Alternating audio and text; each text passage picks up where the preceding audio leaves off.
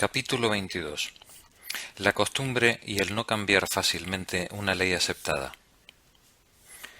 Me parece que entendió muy bien la fuerza de la costumbre quien forjó por primera vez el cuento de una mujer de pueblo, que por haber aprendido a acariciar y a llevar en brazos a un ternero desde su nacimiento, y continuar haciéndolo siempre así, logró, merced a la costumbre, llevarlo todavía siendo un gran buey. Porque la costumbre es en verdad una maestra violenta y traidora. Establece en nosotros poco a poco, a hurtadillas, el pie de su autoridad, pero por medio de este suave y humilde inicio, una vez asentada e implantada con la ayuda del tiempo, nos descubre luego un rostro furioso y tiránico contra el cual no nos resta siquiera la libertad de alzar los ojos. Le vemos forzar en cualquier ocasión las reglas de la naturaleza. La costumbre es el más eficaz maestro en todas las cosas. Creo al respecto en la caverna de Platón en su República y creo a los médicos que con tanta frecuencia rinden a su autoridad las razones de su arte, y a ese rey que gracias a ella sometió su estómago a alimentarse de veneno, y a la muchacha que Alberto relata que se acostumbró a vivir de arañas. Y en ese mundo de las Nuevas Indias se han hallado grandes pueblos y en regiones muy diferentes que vivían de ellas, se abastecían de ellas y las criaban, como también de saltamontes, hormigas, lagartos y murciélagos. Y un sapo fue vendido por 6 escudos en un momento de escasez de víveres, los cuecen y preparan con distintas salsas. Se ha encontrado a otros a quienes nuestras carnes y alimentos resultan mortales y venenosos. Comillas, la fuerza de la costumbre es grande. Los cazadores pernoctan en la nieve, soportan quemaduras en las montañas. Los púgiles, golpeados por los cestos, ni siquiera gimen. Cierra comillas. Tales ejemplos extranjeros no son sorprendentes si consideramos hasta qué punto la costumbre embota nuestros sentidos, cosa que comprobamos de manera habitual.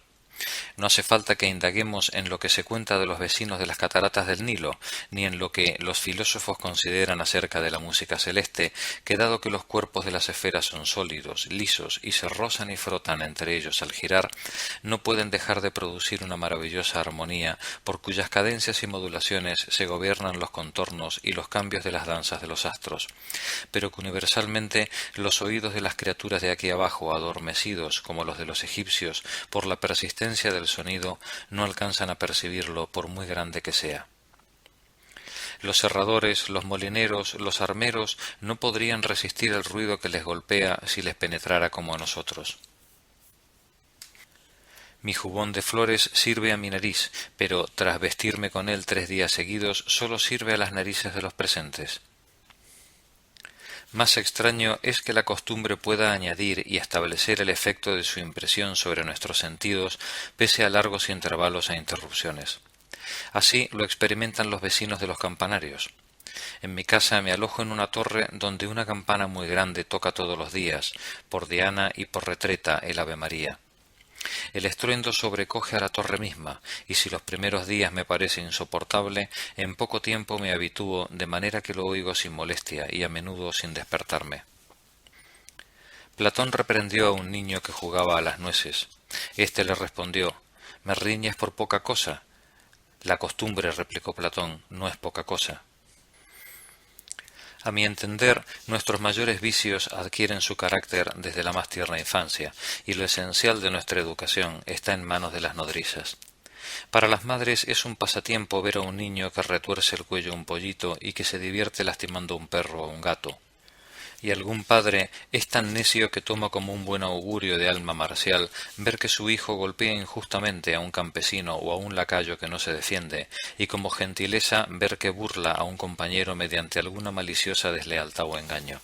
Estas son, sin embargo, las verdaderas semillas y raíces de la crueldad de la tiranía, de la traición. Germinan ahí y después se alzan gallardamente y fructifican con fuerza de la mano de la costumbre. Y es una educación muy peligrosa excusar estas viles inclinaciones por la flaqueza de la edad y la ligereza del asunto. En primer lugar, es la naturaleza la que habla, cuya voz es entonces más pura y más genuina porque es más débil y más nueva. En segundo lugar, la fealdad del fraude no depende de la diferencia entre escudos y alfileres, depende de sí misma. Me parece mucho más justo sacar esta conclusión, abre comillas, ¿por qué no habría de engañar con escudos si engaña con alfileres? cierra comillas, que, como suele hacerse, abre comillas, solo son alfileres, de ninguna manera lo haría con escudos, cierra comillas. Hay que poner un gran cuidado en enseñar a los niños a aborrecer los vicios por su propia contextura, y hay que enseñarles su deformidad natural para que los eviten no sólo en la acción, sino ante todo en el corazón. Que pensar siquiera en ellos les resulte odioso, sea cual fuere la máscara que lleven. Sé muy bien, por haberme habituado de niño a seguir siempre el camino ancho y llano, y por haber sido contrario a mezclar los ardides y la astucia en los juegos infantiles, en realidad debe señalarse que los juegos de los niños no son juegos y hay que considerarlos en sí mismos como sus acciones más serias, que no hay pasatiempo tan ligero al que yo no aporte de mi interior, por propensión natural y sin esfuerzo, una extrema oposición al engaño. Manejo las cartas y llevo las cuentas por los dobles como por los dobles doblones, cuando ganar o perder contra mi mujer y mi hija me es indiferente como cuando va en serio.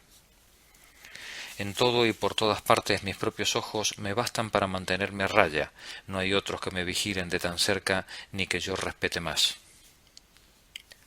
Acabo de ver en mi casa a un hombrecillo originario de Nantes, nacido sin brazo, que ha adaptado tan bien los pies al servicio que le debían las manos, que éstas en verdad han olvidado a medias su función natural. Por lo demás, los llama mis manos. Corta, carga y dispara una pistola, enhebra la aguja, cose, escribe, se saca el sombrero, se peina, juega a dados y a cartas, y baraja estas últimas con la misma destreza que cualquier otro. El dinero que le he dado lo ha cogido con el pie como hacemos nosotros con la mano. Siendo niño, vi a otro que manejaba una espada de 2 manos y una alabarda a falta de manos con el pliegue del cuello, los arrojaba al aire y las retomaba, lanzaba una daga y hacía chasquear un látigo tan bien como cualquier carretero de Francia. Pero descubrimos mucho mejor sus efectos en las extrañas impresiones que produce en nuestras almas, donde no encuentra tanta resistencia. ¿De qué no es capaz en nuestros juicios y creencias? ¿Hay opinión tan extravagante? Dejo aparte la grosera impostura de las religiones, de la cual tantas grandes naciones y tantos personajes capaces se han visto embriagados, pues al quedar esta parte fuera de las razones humanas es más excusable perderse en ella para quien no esté extraordinariamente iluminado por el favor divino. Pero entre las demás opiniones, ¿hay alguna tan extraña que la costumbre no la haya implantado y establecido por ley en las regiones donde la ha tenido a bien? Y es muy justa la antigua exclamación, comillas, ¿acaso no es vergonzoso para un físico, esto es, para un observador e investigador de la naturaleza, buscar el testimonio de la verdad en almas imbuidas por la costumbre? Cierra comillas. A mi entender, no pasa por la imaginación humana ninguna fantasía tan enloquecida que no se corresponda con el ejemplo de algún uso público, y por consiguiente que nuestra razón no apoye y fundamente.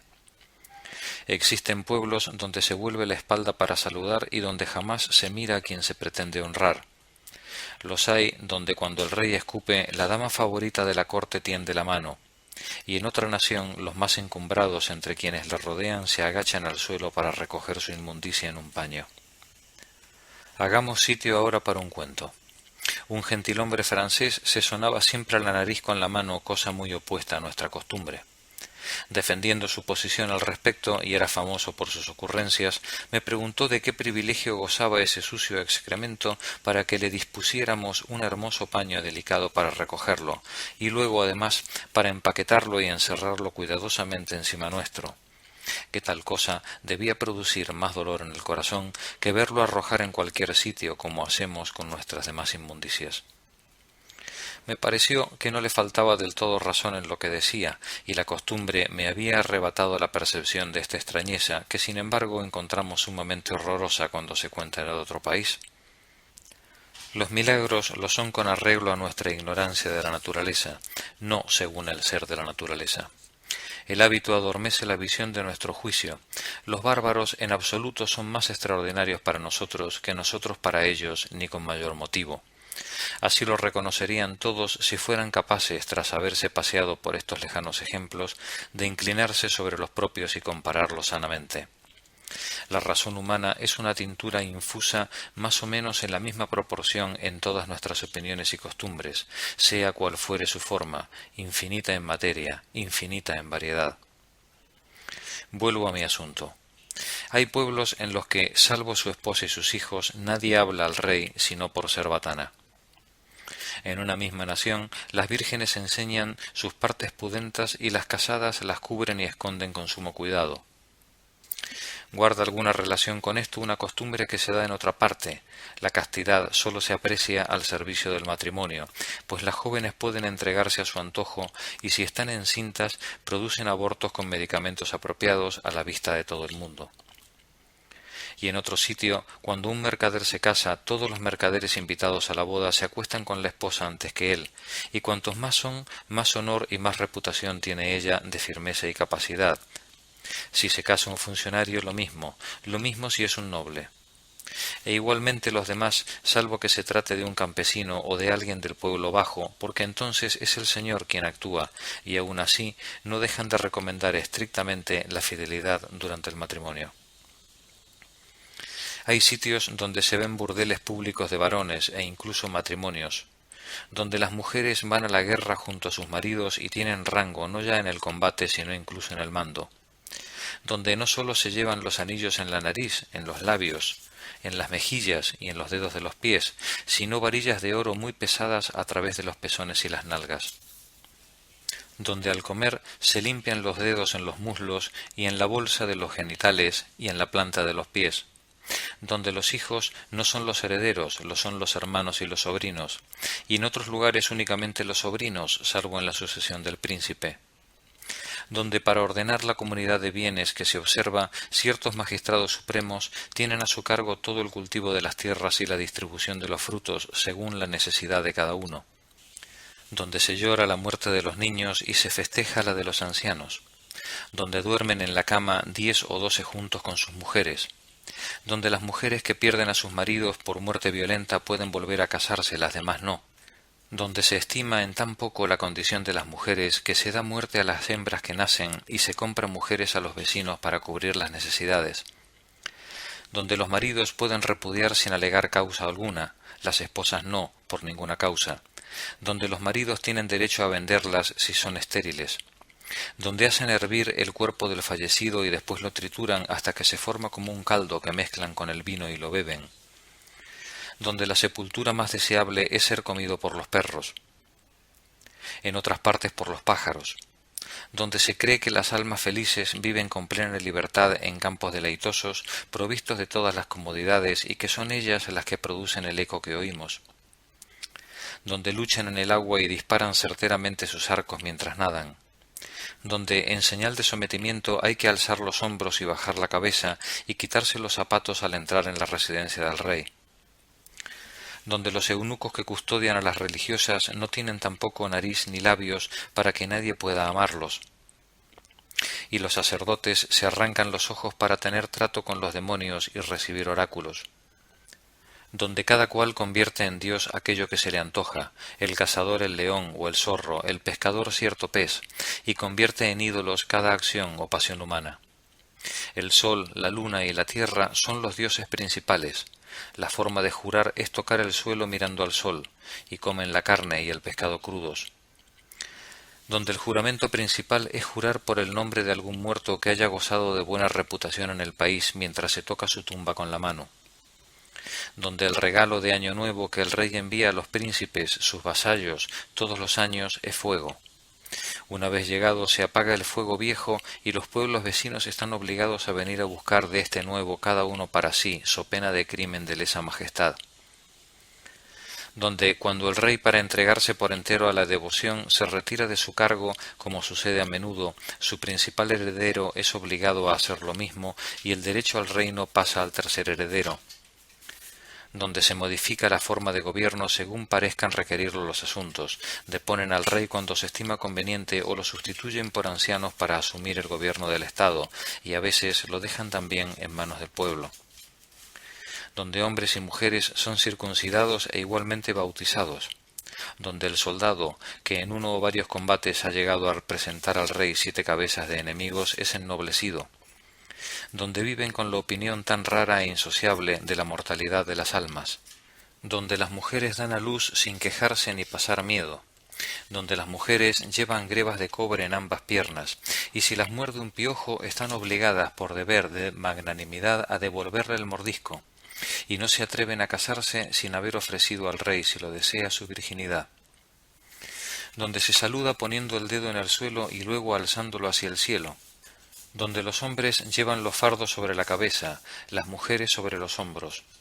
Ellas orinan de pie, los hombres agachados, donde envían su sangre en señal de amistad e inciensan como a los dioses a los hombres a quienes quieren honrar, donde no se tolera el parentesco en los matrimonios, no ya hasta el 4º grado, sino ni siquiera más alejado, donde se amamanta a los niños durante 4 años y con frecuencia 12, y allí mismo se considera mortal dar de mamar al niño desde el primer día, donde los padres se encargan de castigar a los varones y las madres aparte a las mujeres, y el castigo consiste en ahumarlos colgados de los pies, donde se hace circuncidar a las mujeres, donde se come toda suerte de hierbas sin otra selección que rechazar a aquellas que les parecen tener mal olor, donde todo está abierto y las casas, por hermosas y ricas que sean, carecen de puerta, de ventana, de cofre que cierre, y los ladrones son castigados el doble que en los demás sitios, donde matan los piojos con los dientes como los monos y encuentran horrible verlos aplastar con las uñas,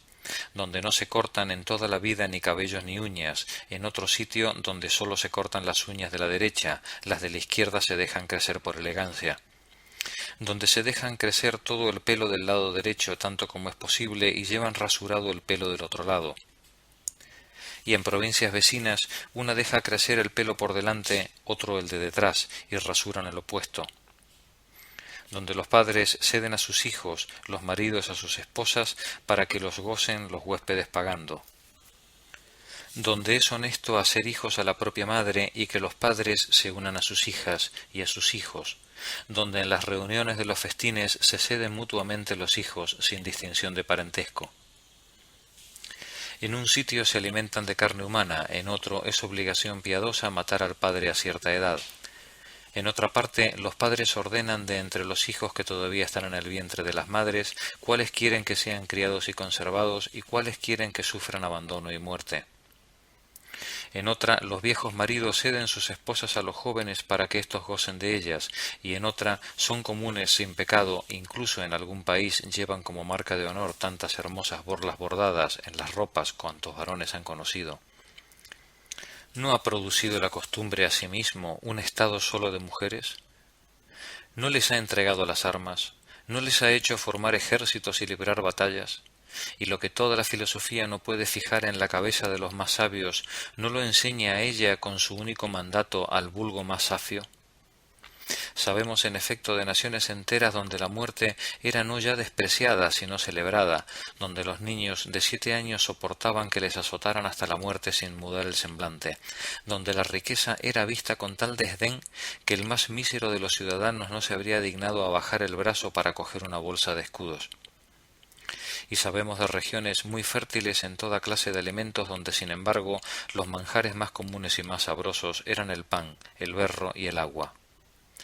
¿No produjo también el milagro en Ceos de que transcurrieran 700 años sin memoria de mujer ni muchacha que hubiera faltado a su honor?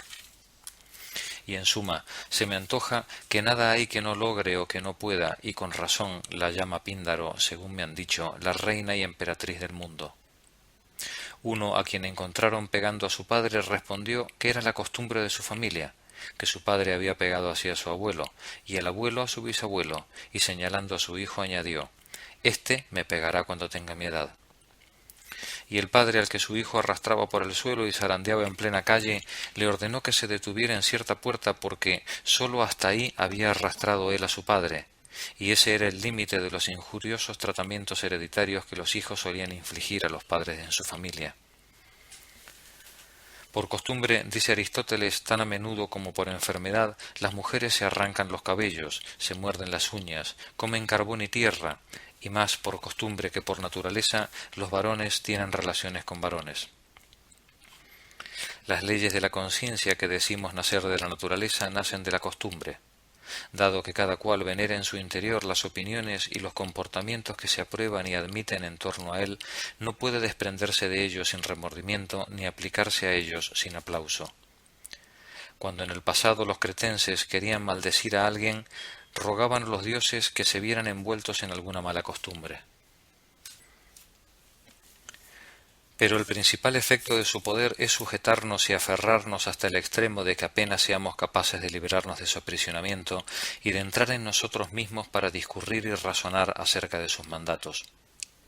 En verdad, puesto que lo sorbemos con la leche de nuestro nacimiento, y puesto que la faz del mundo se presenta en tal estado a nuestra primera visión, parece que hubiésemos nacido con la condición de seguir este camino.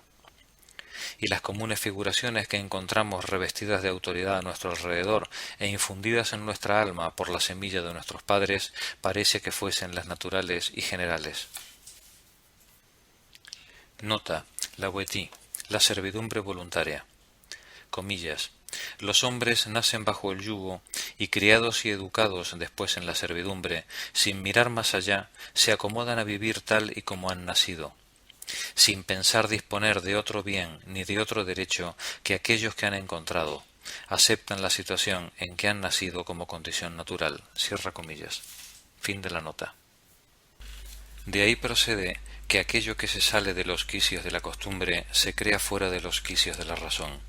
Dios sabe con qué poca razón las más de las veces.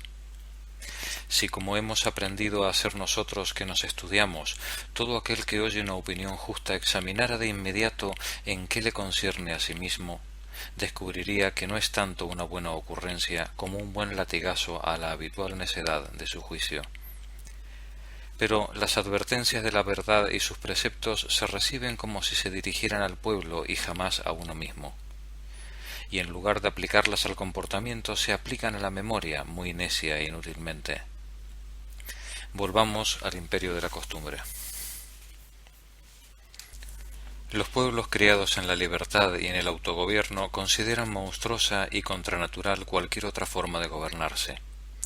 Los que están habituados a la monarquía piensan igual, y por más facilidades que les brinde la fortuna para el cambio, en el mismo instante en que se libran con grandes dificultades de la importunidad de un amo, se apresuran a establecer otro nuevo con no menos dificultades, porque no pueden decidirse a aborrecer la dominación. Gracias a la costumbre, todo el mundo está satisfecho del lugar donde la naturaleza lo ha fijado, y los salvajes de Escocia no tienen ninguna necesidad de la Turena ni los escitas de la Tesalia. Darío preguntó a algunos griegos por cuánto aceptarían adoptar la costumbre de los indios de comerse a sus padres fallecidos. Esta era, en efecto, su costumbre, pues consideraban no poder darle sepultura más favorable que dentro de ellos mismos.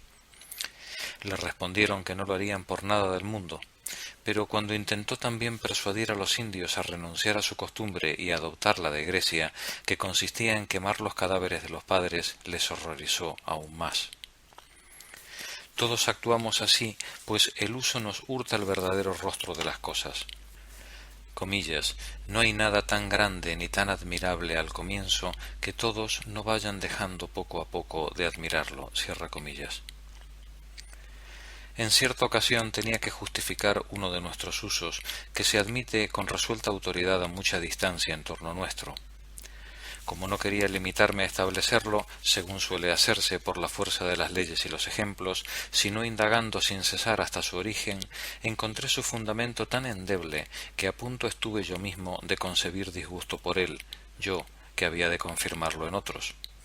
Con esta receta, que él considera suprema y fundamental, Platón intenta erradicar los amores desnaturalizados e invertidos de su tiempo, a saber, que la opinión pública los condene, que los poetas y todo el mundo hablen mal de ellos. Receta merced a la cual las hijas más hermosas no atraen ya el amor de sus padres, ni los hermanos de belleza más sobresaliente el amor de sus hermanas. Aun las fábulas de Tiestes, de Edipo, de Macareo, con el placer de su canto, han infundido esta útil creencia en el tierno cerebro de los niños. Lo cierto es que la castidad es una hermosa virtud y que su utilidad es bien conocida, pero tratarla y realzarla según la naturaleza es tan difícil como fácil es realzarla con arreglo al uso, las leyes y los preceptos. Las razones primeras y universales son de difícil escrutación, y nuestros maestros las tocan superficialmente o sin atreverse siquiera a tentarlas, se precipitan desde el principio al refugio de la costumbre, donde se ufanan y triunfan con suma facilidad. Quienes no quieren dejarse apartar de esta fuente original yerran aún más y se adhieren a opiniones salvajes, como Crisipo, que esparció en tantos pasajes de sus escritos lo poco que le importaban las uniones incestuosas, del tipo que fuesen. Si alguien quiere librarse de este violento prejuicio de la costumbre, hallará que muchas cosas admitidas con una resolución indudable no tienen otro apoyo que la barba cana y las arrugas del uso que las acompaña. Pero una vez arrancada esta máscara, si las cosas se reducen a la verdad y a la razón, sentirá que su juicio sufre una suerte de completo trastorno y es devuelto, sin embargo, a un estado mucho más seguro. Le preguntaré entonces, por ejemplo, ¿qué puede ser más extraño que ver a un pueblo obligado a seguir unas leyes que nunca ha entendido, sometido en todos sus asuntos domésticos, matrimonios, donaciones, testamentos, ventas y compras, a reglas que no puede conocer porque no están escritas ni publicadas en su lengua, y cuya interpretación y uso ha de comprar por necesidad? No de acuerdo con la ingeniosa opinión de Isócrates, que aconseja a su rey hacer los tráficos y las negociaciones de sus súbditos libres, francos y lucrativos, y sus debates y querellas gravosas cargadas de fuertes impuestos, sino de acuerdo con la prodigiosa opinión de poner en venta aún la razón y de otorgar a las leyes valor de mercancía. Agradezco a la fortuna el hecho de que, según dicen nuestros historiadores, fuese un gentilhombre llamado Gascón, y de mi país, el primero en oponerse a Carlomagno cuando pretendió darnos leyes latinas e imperiales. ¿Qué cosa hay más salvaje que ver una nación donde por legítima costumbre el oficio de juzgar se venda y los juicios se paguen solo al contado, donde se niegue legítimamente la justicia a quien no puede pagarla y donde esta mercancía goce de tanto crédito que se forme en la sociedad un cuarto estado, con la gente que maneja los procesos, a añadir a los tres antiguos, la Iglesia, nobleza y pueblo? Donde el Estado en cuestión, al tener a su cargo las leyes y la suprema autoridad sobre bienes y vidas, forme un cuerpo aparte del de la nobleza, de lo que resulta que haya dobles leyes, las del honor y las de la justicia, muy contrarias en muchas cosas. Tan rigurosamente condenan las primeras el desmentido que se sufre como las segundas el que se venga. Que por el deber de las armas sufra degradación de honor y de nobleza quien soporte una injuria, y por el deber civil incurra en la pena capital quien se vengue. Si alguien se dirige a las leyes para pedir cuentas por una ofensa a su honor, se deshonra, y si alguien no se dirige a ellas, es penado y castigado por las leyes. Y que de estas dos partes tan distintas que se reducen sin embargo a una única cabeza, unos se encarguen de la paz, otros de la guerra, unos se reparten la ganancia, otros el honor, unos el saber, otros la virtud, unos la palabra, otros la acción, unos la justicia, otros el valor, unos la razón, otros la fuerza, unos la ropa larga, otros la corta. Nota: los hombres de leyes vestían togas, los de guerra vestían túnicas. Fin de la nota. En cuanto a las cosas indiferentes, como los vestidos, si alguien los quiere reducir a su verdadero fin, que es el servicio y la comodidad del cuerpo, de donde deriva su gracia y decoro original, le cederé como los más fantásticos que a mi parecer quepa imaginar, entre otros, nuestros bonetes cuadrados, la larga cola de terciopelo plisado que pende de las cabezas de nuestras mujeres, con sus abigarrados avíos, y el vano e inútil modelado de un miembro que ni siquiera podemos nombrar honestamente, del cual sin embargo hacemos gala y alarde en público. Tales consideraciones, con todo, no apartan al hombre de entendimiento de seguir el estilo común. Al contrario, me parece que todas las maneras extrañas y particulares surgen más de la locura o de la pretensión ambiciosa que de la verdadera razón, y que el sabio debe por dentro separar su alma de la multitud y mantenerla libre y capaz de juzgar libremente las cosas. Pero en cuanto al exterior, debe seguir por entero las maneras y formas admitidas. A la sociedad pública no le incumben nuestros pensamientos, pero lo restante, como acciones, trabajo, fortuna y vida, debemos cederlo y entregarlo a su servicio y a las opiniones comunes, al modo que el buen y gran Sócrates rehusó salvar la vida desobedeciendo al magistrado, incluso a un magistrado muy injusto y muy inicuo. Es, en efecto, la regla de las reglas y la ley general de las leyes, que cada uno observe las del lugar donde está. Comillas. Es hermoso obedecer las leyes del país. Cierra comillas. Veamos ahora cosas de otra cosecha. Es muy dudoso que pueda encontrarse un beneficio tan evidente al cambiar una ley aceptada, sea cual fuere, como daño hay en modificarla. Un Estado es en efecto como un edificio hecho de diferentes piezas ajustadas entre sí con una unión tal que es imposible mover una sin que el cuerpo entero se resienta. El legislador de los Turios ordenó que si alguien quería abolir una de las viejas leyes o establecer una nueva, se presentara ante el pueblo con la soga al cuello. De esta manera, si la novedad no era aprobada por todos, sería estrangulado en el acto. Y el de la Lacedemonia dedicó su vida a obtener de sus ciudadanos la promesa firme de no infringir ninguna de sus ordenanzas. El eforo que cortó con tanta rudeza las dos cuerdas que Phrynis había añadido a la música no está inquieto por si ésta es mejor o por si los acordes son más ricos. Le basta para condenarlas que se trata de una alteración de la forma antigua. Esto es lo que significaba la espada herrumbrosa de la justicia de Marsella. La novedad me hastía, sea cual sea su rostro, y tengo razón, pues he visto algunas de efectos muy perniciosos. La que nos acosa desde hace tantos años, nota, desde hace 25 o 30 años. Montaigne se refiere aquí a la novedad religiosa constituida por la Reforma. Fin de la nota. No lo ha desencadenado todo, pero puede decirse con verosimilitud que lo ha producido y engendrado todo por accidente. Incluso los males y estragos que se infligen después sin ella y en contra de ella. Ha de echarse la culpa a sí misma. Comillas, mis propias flechas me han herido, cierra comillas. Quienes agitan el Estado son con frecuencia los primeros absorbidos en su ruina. El beneficio del tumulto apenas recae en quien lo ha instigado, bate y revuelve el agua para otros pescadores. Una vez dislocada y disuelta por ella la ligazón y contextura de esta monarquía y de este gran edificio, en especial en su vejez, deja paso y vía libre a tales daños. A la majestad real, dice un antiguo, le cuesta más descender de la cima a la mitad que despeñarse de la mitad al fondo. Pero si los que inventan son más dañinos, los imitadores son más viciados cuando se entregan a ejemplos cuyo horror y maldad han conocido y castigado. Nota. Los inventores son los iniciadores de la Reforma. Sus imitadores son los liguistas ultracatólicos enfrentados también con la autoridad real. Fin de la nota. Y si hay grados de honor hasta en las malas acciones, estos deben a los otros la gloria de la invención y el coraje del primer empuje. De esta fuente primera y fecunda toda clase de nuevo desenfreno saca felizmente imágenes y patrones con que turbar nuestro estado. Incluso en las leyes promulgadas como remedio para el primer mal se lee el aprendizaje y la excusa de toda suerte de malas acciones. Nota. La Liga aducía las leyes de represión del protestantismo en contra de Enrique de Navarra, protestante y heredero legal de la corona desde 1584. Fin de la nota. Y nos sucede aquello que Tucídides refiere sobre las guerras civiles de su tiempo, que para favorecer los vicios públicos los bautizaban con nuevas palabras más amables, a fin de excusarlos bastardeando y suavizando sus verdaderos nombres.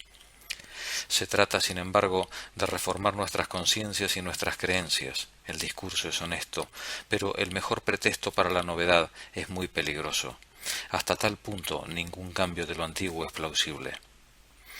Además, para decirlo francamente, me parece que tiene mucho de amor propio y de presunción estimar las opiniones de uno hasta tal extremo de que para establecerlas haya que trastornar la paz pública e introducir tantos males inevitables y una corruptela tan horrible de las costumbres como la que acarrean las guerras civiles y los cambios de estado en asuntos de tal importancia, e introducirlos en el propio país. ¿No es un mal cálculo introducir tantos vicios seguros y conocidos para oponerse a errores contestados y debatibles? ¿Hay peor especie de vicios que aquellos que chocan con la propia conciencia y con el conocimiento natural? El Senado osó dar como respuesta en el litigio que le enfrentaba al pueblo acerca del servicio de su religión esta evasiva, abre comillas, que la cosa no era de incumbencia suya sino de los dioses, que ellos mismos impedirían la profanación de su culto, cierra comillas, en conformidad con la respuesta que emitió el oráculo a los de Delfos durante la guerra médica.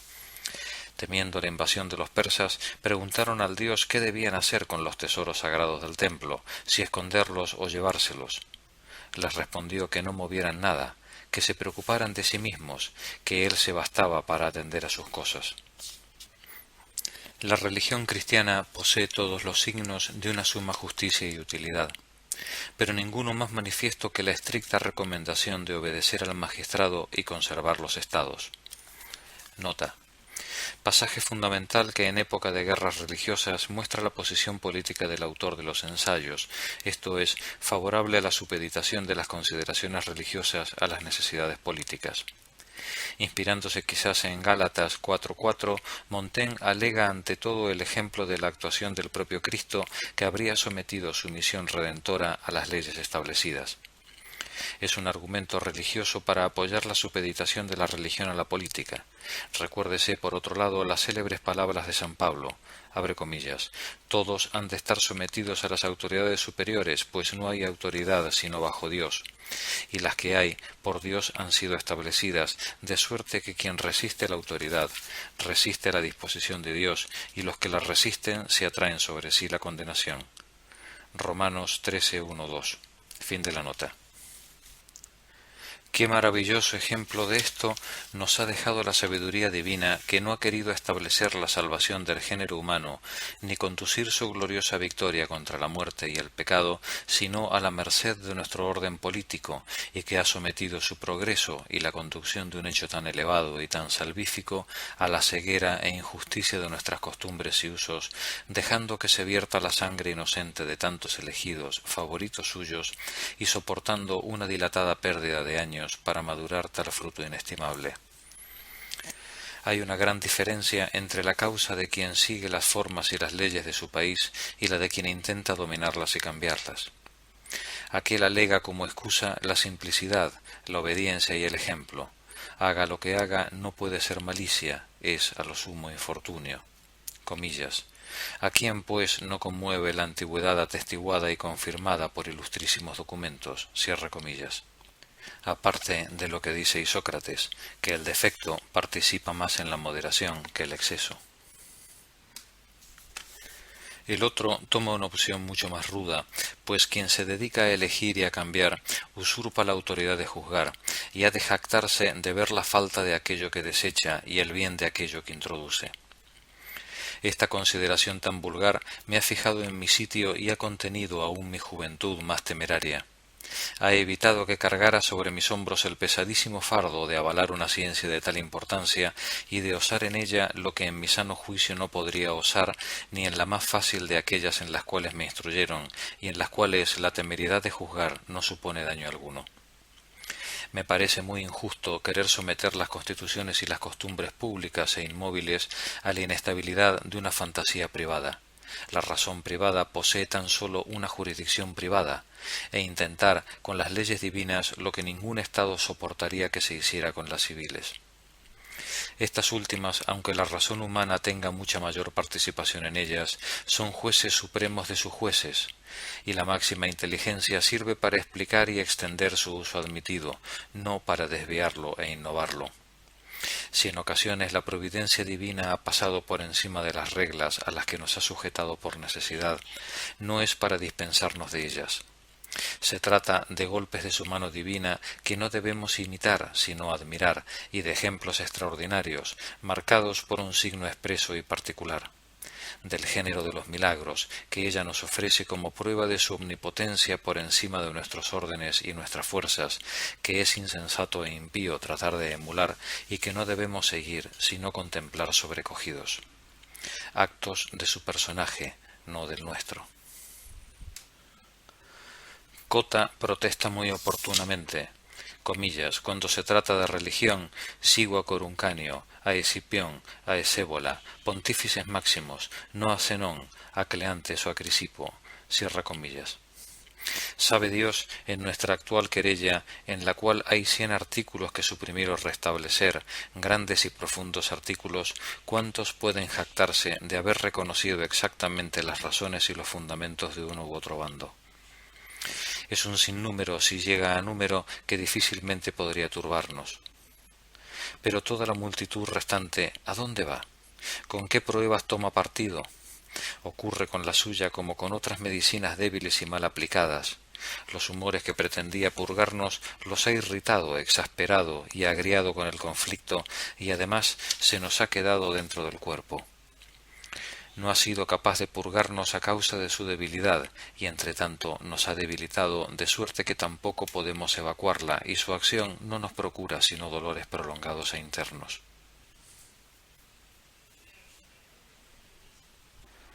Aun así, la fortuna, que preserva siempre su autoridad por encima de nuestras razones, nos presenta alguna vez una necesidad tan urgente que es preciso que las leyes le cedan un poco de sitio. Y cuando se hace frente al crecimiento de una innovación que se introduce con violencia, contenerse y ser recto en todo y por todo contra quienes campan por sus respetos, para los cuales es lícita cualquier cosa que pueda promover su designio, que carecen de otra ley y orden que buscar su ventaja, es una peligrosa obligación y desigualdad. Comillas, la lealtad brinda al pérfido la ocasión de hacer daño. Comillas.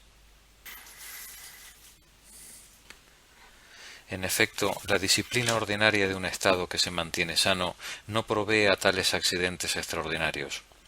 Presupone un cuerpo que se apoye en sus principales miembros y cargos y un acuerdo general en su observancia y obediencia.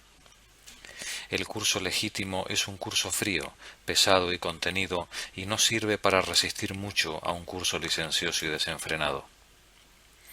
Es sabido que se le reprocha aún a dos grandes personajes, Octavio y Catón, haber dejado que su patria cayera en las situaciones más extremas durante las guerras civiles de Sila, el uno, y de César, el otro, en vez de auxiliarla a expensas de las leyes y en vez de cambiar alguna cosa. Porque lo cierto es que en una extrema necesidad en la cual no cabe ya ofrecer resistencia, sería tal vez más sensato bajar la cabeza y ceder un poco al golpe, en lugar de, obstinándose más allá de lo posible en no transigir nada, dar ocasión a la violencia de pisotearlo todo. Y más valdría hacer que las leyes quieran lo que pueden, en vista de que no pueden lo que quieren. Así lo hizo quien ordenó que durmiesen 24 horas y quien cambió por una vez un día el calendario, y aquel otro que convirtió el mes de junio en un segundo mayo. Hasta los lacedemonios, observantes tan escrupulosos de las ordenanzas de su país, apremiados por una ley que prohibía elegir 2 veces almirante a un mismo personaje, y precisando, por otra parte, con absoluta necesidad a causa de sus asuntos, que Lisandro asumiera de inmediato esa función, nombraron almirante a un tal Araco, pero hicieron a Lisandro superintendente de la marina. Y mostró la misma sutileza uno de sus embajadores cuando le enviaron a los atenienses para obtener el cambio de cierta ordenanza. Al alegar Pericles que estaba prohibido quitar la tablilla donde una ley figuraba una vez promulgada, le aconsejó que se limitase a girarla, porque eso no estaba prohibido. Es lo que Plutarco alaba en Filopemen, que nacido para mandar, sabía no sólo mandar según las leyes, sino a las leyes mismas cuando la necesidad pública lo requería. Nota.